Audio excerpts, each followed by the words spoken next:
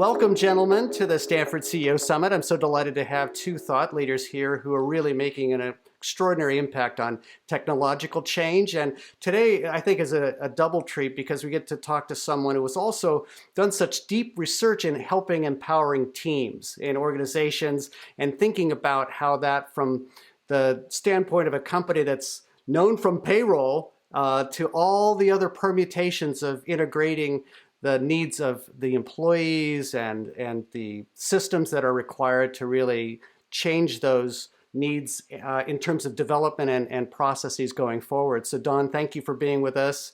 Pranay, I appreciate you being here. And I thought I would start off with this question around the research that you've been doing, which has been a reflection of rapidly changing times and what you've learned about how to keep teams engaged and how that really works with the business model at ADP. Yeah, no, I'd be delighted to, and thanks so much for having me here. The research that we've done at our ADP Research Institute really focuses on this notion of people and performance in the work environment. And what we found, having done these studies globally with very large populations of tens of thousands of individual workers at a time, the key thing that comes out more than anything else is that the variability of performance and engagement is greater within a company than it is across companies. Meaning, if I look at the mean of all the companies and then I look at the mean of individual teams within companies, it's clear that there is much more variability inside a company. So there's not an overall, much as we sometimes like to think about, I have my overall company culture, but that is received differently for different people throughout the organization. And fundamentally, that core atomic unit is the team. And then the most critical role in that world is the individual team leader. So much of my engagement at work, of my resiliency now, as we've extending it into this world of post-pandemic, are we seeing burnout in terms of the workforce? So much of it is dependent on the team leader themselves. And what we found, it predated the pandemic, but then became even more pronounced post-pandemic. The most important thing is how in touch the team leader is with the individual team members. Are they paying attention to them? Are they checking in frequently? Are they addressing their needs? And we found is the more that the team leaders who are, more frequently giving attention to the needs of their team members, a multiple higher of team level engagement. Again, predating the pandemic, my own experience within my organization as we went into a virtual environment, that became an even greater need now. If I don't have everybody kind of around me down the hall to like a forced ritual to say, let's just make sure I'm checking in with everybody on a regular basis. And then it's leading to much higher levels of resiliency and lower incidence of what we'll call stress-related burnout kind of post-pandemic as we're in this, I'll call it mostly all virtual world, to really have folks feel like they're still part of a team, even if they're working in a remote setting. When you think about that dimension of the workflow and how this is, in a sense, the new normal, how does that back integrate to the rest of the work you do as a company and the relationship people have with their incentives and their pay and all the other attributes in addition to that recognition and check-in communication process? Yeah, absolutely. Well, I mean, the first thing is being able to just connect the dots on the organization, because the other thing that we find is companies don't really have a good handle on the actual team structure of their organization. They'll have a view of the organizational chart, right? The functional roles, but most teams are cross-functional in nature. And so the first thing you can't really see is, well, what are the teams that I have? Who is on them?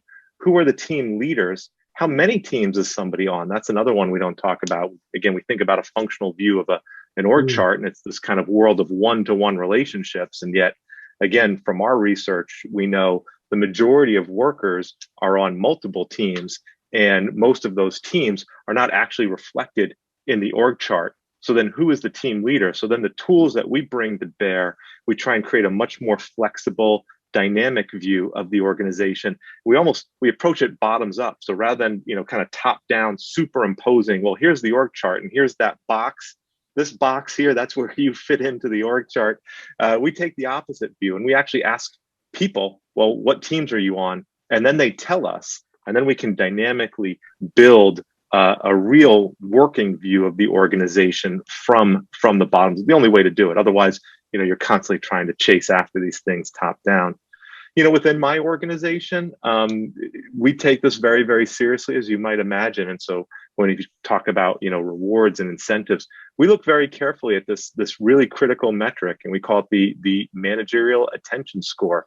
So we ask the individual workers, hey, has your team leader checked in with you about your priorities or your needs? How frequently are they checking in? Very simple question.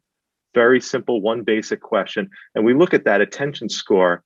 And what we can see, and we've got really good data on this, is that engagement levels are higher, turnover levels are lower, and back to the performance levels in some cases where we have really good hard performance data. Think sales. We can look at, well, what is the quota attainment of a seller who has a highly engaged and attentive team leader versus one who does not.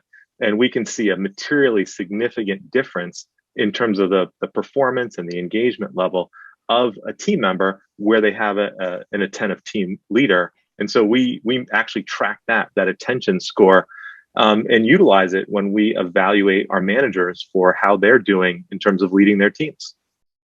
Marcus Buckingham is a part of your organization. It was an integrated movement within the organization, I think, to have his insights here.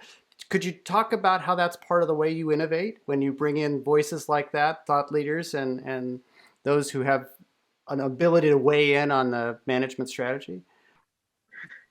Absolutely, and it was a very deliberate strategy for us, as you pointed out, Mark. We've always been known at ADP for the more transaction-heavy side of human capital management, payroll, also time and labor management, benefits administration, and we knew we wanted to really raise our game into the more, as I said, the people and performance side of the equation. And that's one where we looked at it and realized that we didn't have the skills in-house necessarily to go do that. We were interested in this notion of dynamic team-based organizations. We'd actually been doing sort of our own modeling on that, but having met Marcus several times and seeing what a thought leader he was in this space, it was just a really great marriage to bring him in. And effectively, he took over and leads now that part of the ADP Research Institute, somebody who is a world-renowned thought leader and researcher that we didn't have in-house. And so it was a good marriage of, like-minded thinking, but bringing in additional skills. And, like Marcus with his team brought in PhD level econometricians, psychologists, behavioral psychologists, employment psychologists, the types of skills that we didn't have in-house. And that's why it made sense for us to look at an acquisition deal like that. And I think it's worked out extremely well since then. Yeah, when I think about the work that you've done as a strategist as well and a product developer in this area, I was talking with Pranay earlier, who is focusing on AI and machine learning and large data sets. Pranay, you have a point of view about this in terms of how we can get a deeper understanding into how the organization operates internally and externally. What question would you have for Don with reference to this kind of evolution of the use of the technology and the deeper research on the team side? Yeah. So, clearly ADP has some very, very powerful and I would say in a very unique position to have some very privileged kind of data here, right? You're seeing, millions and millions of people in the workforce, and you're getting a view of, how those people are moving around, and you're getting view into payroll information and all of that kind of a lot of information of that nature. And so, at least I would imagine that there is some, very great opportunity here to help your customers, which are typically employers, do a superior job of managing their workforce and their workforce productivity and stuff like that. Is that something that you're considering, you thought of? Are there tools that you're looking to create and take to marketplace around that?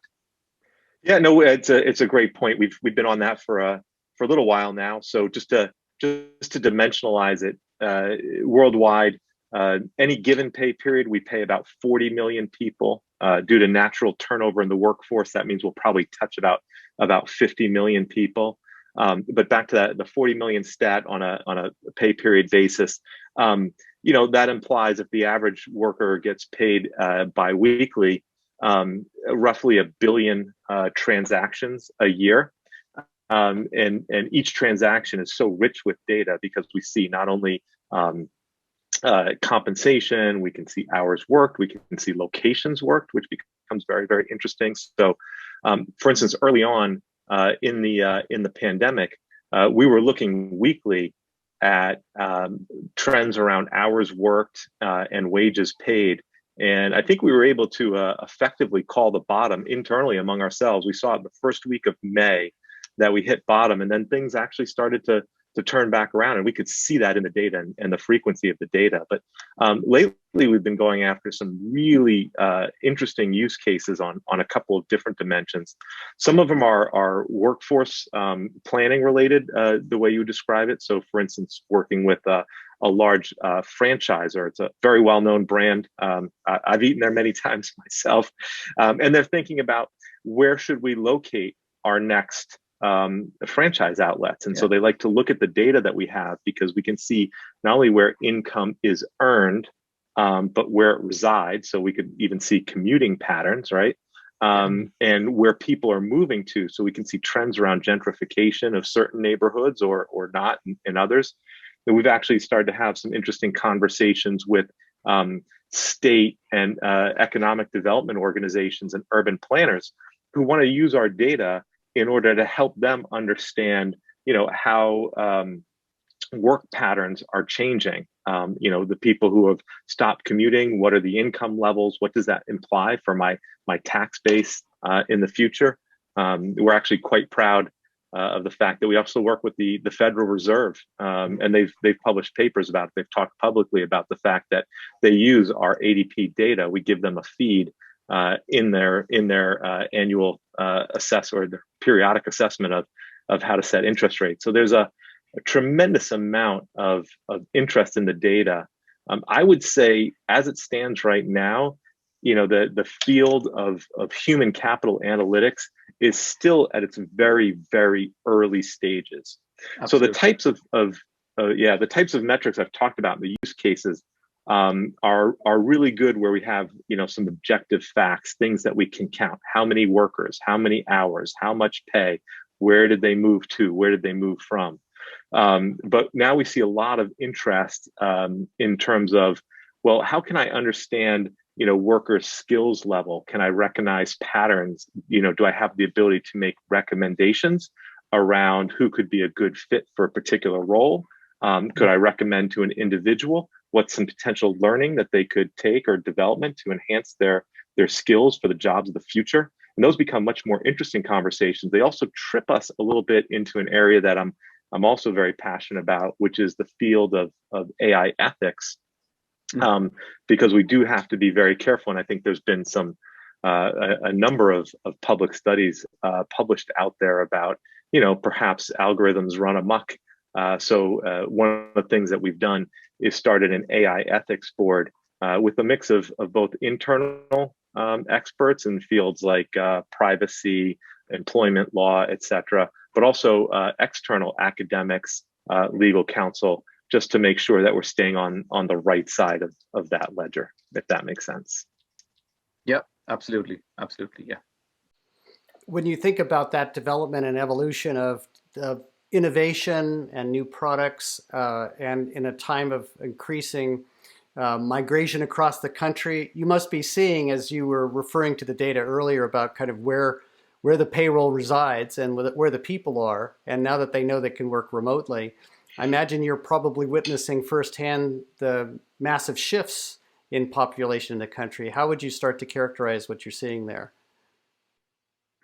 Yeah, well, I think the biggest one that we're seeing, of course, is you had urban centers, think New York, think San Francisco, that were large commuting hubs. San Francisco, in particular, if you look at how much income was earned there versus how much actually resided there, actually a fairly small portion resided in San Francisco. Most of that would come into San Francisco. I mean, the daytime population of San Francisco was orders larger than the Yeah. permanent population. So that was the first thing that we were able to see is how that trend reversed itself quite quickly. No surprise there.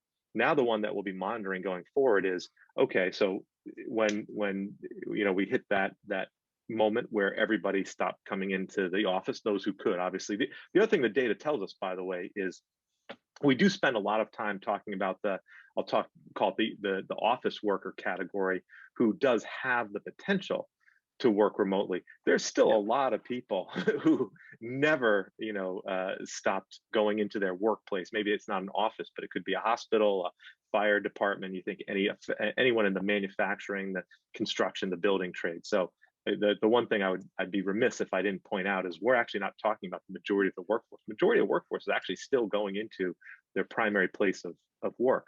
But there was a large share of what I'll call office workers, typically skew white collar, who stopped commuting and all that income, stopped coming into those cities. So now the pattern that we'll really be interested in is, well, what happens as we start to open back up? How many of those folks return? How many of them stay remote? We hear a lot of organizations talking now about going to more flexible work arrangements. We'll be watching that very closely in the data. We haven't seen enough of a reversal of the trend yet to make any declarative statements, but we're going to be watching that closely, and I think we'll be able to very early on in the process. That's interesting. When you think about doing innovation in an organization that's been addressing technological solutions to employer problems and solving those issues for organizations as grand as the Federal Reserve to many tens of thousands of workers, how is it that you lead that kind of change even without the crisis? How do you encourage people internally to start to address that? I mean, there's a lot of, in a sense, older tech companies that have a wrestling match between what's really worked in the past and then how to really start to embrace new needs as you identify them from customers. As a strategist, how would you really coach other executives to think about that intrapreneurship that's necessary? Yeah, and it's a really great question because it's not easy, and I won't pretend that we were able to pivot on the dime there. I would tell you a couple things that were critical. First and foremost was we had the greatest support from the top down. So not only from our CEO Carlos Rodriguez, but also the ADP board of directors. In fact, there's been a little bit of a changeover of the ADP board in a positive sense, and bringing in a number of new directors who have more of a technology background. So you can see not just at the CEO level, but all the way up to the board level, that level of top-down support is critical.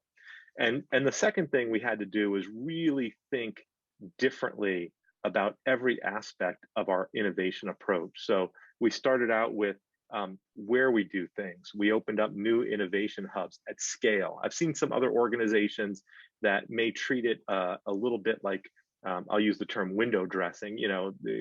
For instance, within ADP, our total technology organization worldwide is 10,000 people. You can't just open an office of 20 folks in a remote location and expect that that's going to actually move the needle. So we did this at scale. We started with our flagship innovation center in Chelsea, in New York City, what's often referred to affectionately as Silicon Alley. We thought about the Valley, but quite candidly, Chelsea or New York City was considered probably the number 2 best skills market for tech talent. But it also, since our headquarters is in New Jersey, being that it's very close by, that was important for us to say, okay, if we're going to do this, we can't have it on the other side of the country or the other side of the world. We want it close enough to us so that we can maintain connectivity to the core business, but at least far enough away to give some independence and breathing room. So in our Chelsea location, which was the first one, that's a 400 person office. We opened up additional locations like that, brand new innovation centers. We did one in Pasadena. Again, why Pasadena? Well, first of all, I'd say Pasadena is a little bit underrated in terms of it gets maybe a little overshadowed by Big Brother to the north, but some really good technology. You've got Caltech there, you've got Cal Poly, you've got JPL.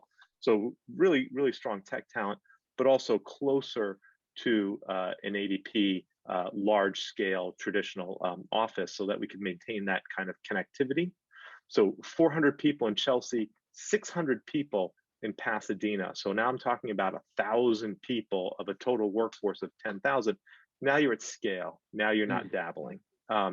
I think that's probably more than anything else that shows that level of commitment. And then we really made a strong effort to bring in, I would call it different talent than what we normally might have done. And I think having those offices and those locations was critical to us being able to attract a different type of resource. One of the things we're really proud of is we even changed our hiring methodologies. Traditionally we would have what, consider more of a bureaucratic process, multiple rounds of interviews that would stretch over many, many weeks or even months. And, we're sort of trying to pitch ourselves as a new ADP, one that's more innovative, one that's more agile. And I couldn't do that and then drag somebody through a 10-week, 3-round, 15 interview process. So we went to something we called hiring days, where we would batch folks in, run them through a gamut of paired interviews, meet up at the end of the day, and make a decision right there on the spot. And we did bring somebody in the morning and have an offer letter in their hand by the end of the day. And even more importantly, too, because then we'd have the historical, I would call it very extensive background checking process. We went to something we called conditional offers, which is, in our business, obviously, there's some aspects where we do handle a lot of money on behalf of our clients. So we do need to do background checks and take them seriously. But we would bring people in with a conditional offer and say, we'll do the background check in parallel. And so now I can say, here's your offer letter today, and you can start on Monday. And that's just one example of us changing processes. We had to do a number of different things like that. But if you're going to reposition yourself, you need to attract different talent. You need to have the recruiting process match the brand, as an example, and do it at scale. And so I think that was really the difference between what I've seen in terms of some other organizations that likewise try and make this transition towards a more innovative focus, but more they're like sprinkling it on top as opposed to baking it into the cake, if you'll pardon my metaphor there. Yeah, absolutely. In fact, I can probably chip in a little bit over here to the same question, right? In the way we are handling this at Fractal. And in our business, we are largely working with large corporations, Fortune 500s, multi-billion corporations like ADP. To help them, get better to create better digital transformation, deliver better outcomes using AI, engineering, and design. And it is quite easy for us to, sort of become victims of our own success, doing the same thing again and again for the clients, because there is something that's working for them, and you can continue to do that. So how do we sort of, innovate or invent on behalf of the client and look at doing things that may be a few years out? So one of the things that we did at Fractal is this whole notion of, ideas to business, and sort of almost created an internal, venture funding or, seed funding sort of, sort of a notion here. And people within the company were free to come up with ideas. And, our team would look at that. And if it made sense, you'd get some seed money. Go out and take the idea, do a proof of concept, prove it. And if it passes that first toll gate, then you get some additional money. If it passes a second toll gate, you get some more money. And eventually, the idea could be something that could fuse back into the main business as an offering to our clients, or sometimes it could just get spun off as a separate entity. So as an example, one of our most powerful spin-offs out of this is Qure.ai, Qure.ai, where we've applied computer vision to doing chest X-ray diagnostics. The company is now funded by Sequoia. Fractal continues to be a big shareholder, but very importantly, I mean, it's thousands and thousands of people's chest X-rays are being scanned through that for lung cancer, for COVID, and stuff like that. So I think for us, what we found was that being able to create these small teams with a very sharp focus around a particular idea and putting them away from the main sort of business, not creating a confusion or distraction around what are you doing for my client now and stuff like that. We found that to be very, very helpful, and being able to back that with the right toll gates and capital and all that. You both think about build versus buy. You're both hinting at, Don was talking about how he built that in terms of scale internally. We heard from Pranay just now talking about how he ended up partnering with others and getting venture capital from the Valley. What would be the way you kind of frame that for a new executive who's thinking about making those choices? Don? Yeah. So we have a process that a framework that we utilize to go through that, and I hinted at a little bit before when we were talking about the acquisition of Marcus Buckingham's company. One is, of course, it's build, buy, and partner. So we have a strategic importance kind of filter and threshold. If it's critically important, we want to own the IP. So we prefer to either build or buy. But if it's not as much, we're happy to partner. We have an active marketplace of partners as well. Sometimes, by the way, the partner can lead to the buy channel. If you see something that we partner with and becomes maybe we didn't realize how important it was, but the customers get to vote too.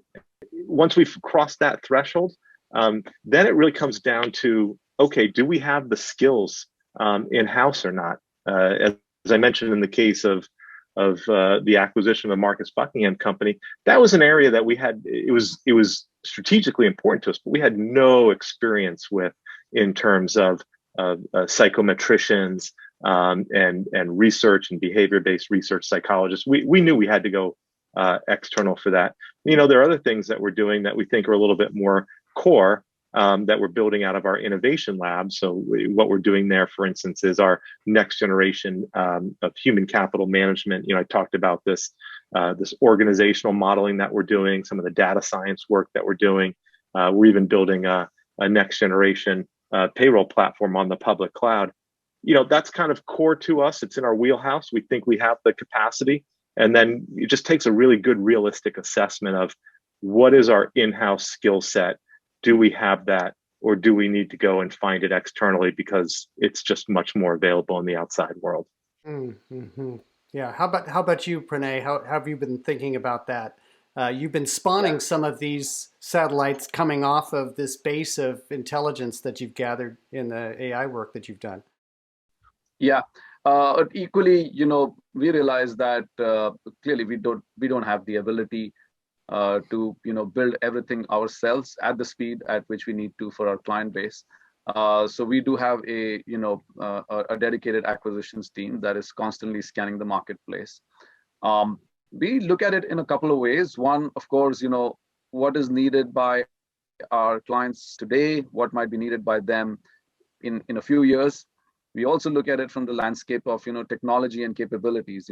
What do we think we should have as a leading edge AI company, and where are the gaps, right? So we look at that, and then really, you're looking at the quality of the product or the quality of the IP, the quality of the team.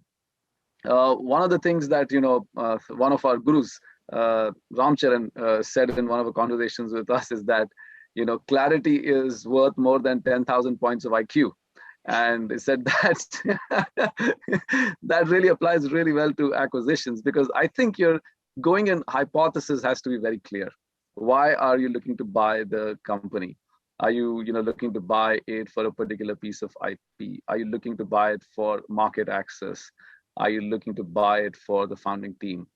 And then I think equally important, do you intend to keep it separate and let it maintain its identity and continue to do its stuff? Do you intend to, bring it into the main fold and merge it into your current product offering and the current team and so on? I think all of those points of clarity you need to have upfront to create a higher likelihood of success. Even then, success is hard, but I think without that clarity, you're bound to fail. So those are some of the things that we look at, and I think we'll continue to learn along the way. It's been interesting. We've made I think about 6 or 7 acquisitions, and there is pretty long stream that's available, and I think we'll be doing many more. When I think about the conversations that you have strategically in an organization, it's natural, and I'd love to close around this area of the interaction that you have with your board of directors, both of you. Don, you've had a couple of times that you've mentioned how they played an important role as you think not only about acquisitions, but also talent management. And I know that in your board situation, you even have interactions among senior executives on the team. Could you talk about the nature of getting mentoring from the board and also the relationships that you have with your board? Well, yeah, I feel very fortunate in that regard. I think the board that we have at ADP is not only it's super strong with the caliber of the individuals, but as I talked about, it's actually kind of self transformed along with the mission. So one of the things, for instance, that I find it's interesting, it's maybe even a little bit unusual for organizations such as mine, is they put together a subcommittee of the board just focused on technology. Every board has its typical audit, nom, gov, et cetera, compensation committee. So we have a technology advisory committee. And I find that to be enormously valuable to be able to, tap into the expertise of some really world-renowned board members that we have. And it's not just in the committee meetings or in the board meetings, it's the sessions in between where, I'm able to get a lot of good mentoring and feedback from multiple board members. And our board's very engaged to the point where they really encourage, not just at my level, but then even getting to the next levels down in the organization. So always encouraging us to bring forward who the future leaders are and getting them more exposure to the board early and often. And so, by the way, all the topics that we've talked about here today, we discussed at length and continue to discuss at length in our board conversations, and just having that dedicated forum to talk about the technology transformation of the company for, again, an organization, as you described in our situation, which is a long-standing, long-tenured company that's trying to do something different, has been quite remarkable. And again, talking to my peers